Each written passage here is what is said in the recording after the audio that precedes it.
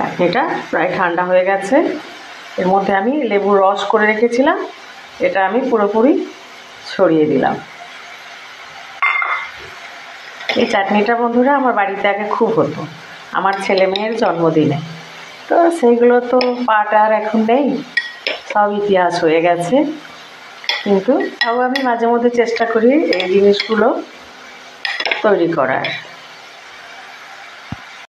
তো তৈরি করব প্লাস্টিক চাটনি। পেঁপে কিছুটা কুড়িয়ে রেখেছি, এই যে জল ফুটছে, এর মধ্যে সামান্য 1 চিমটে লবণ দিয়েছি, আর এবারে পেঁপেটা দিয়ে দিলাম। সামান্য বয়েল হলে এতটাই সুন্দর ছিল যে মনে হলো একটু প্লাস্টিক চাটনি তৈরি করে ফেলি, তাই পেঁপেটা আমি কুড়িয়ে ফেললাম, ঝরিয়ে ফেললাম। রান্না হয়ে গেছে, একেবারে আচ্ছা দেখাচ্ছে বন্ধুরা।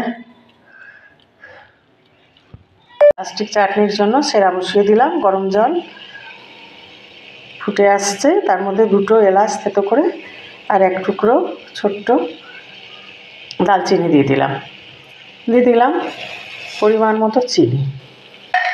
এটা ভালোভাবে ফুটে উঠলে, এটা আবার আঠালো করা চলবে না, একটু ফুটে উঠবে, তারপরে এটা ফুটানো চলবে না খুব বেশি। ভালোভাবে ফুটে উঠলে আমি বয়েল করা পেঁপেটা দিয়ে দেবো এর মধ্যে। চিনির সেরাটা রেডি হয়ে গেছে, এর মধ্যে আমি বয়েল করা পেঁপেগুলো দিয়ে দিলাম।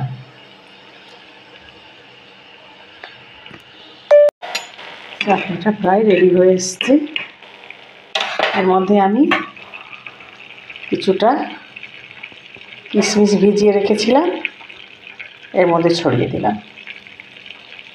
আর কিছুক্ষণ পরে এটা একটা পাত্রে বার করে নেব। একটা বড় পাতিলেবু কেটে রেখেছি, বেশ পাত্রে ঢালার পরে ঠান্ডা হয়ে গেলে তখন আমি লেবুর রসটা ওর মধ্যে দিয়ে দেবো। খুব সুন্দর তৈরি হয়ে গেছে প্লাস্টিক চাটনি, পরিবেশন করে ফেললাম।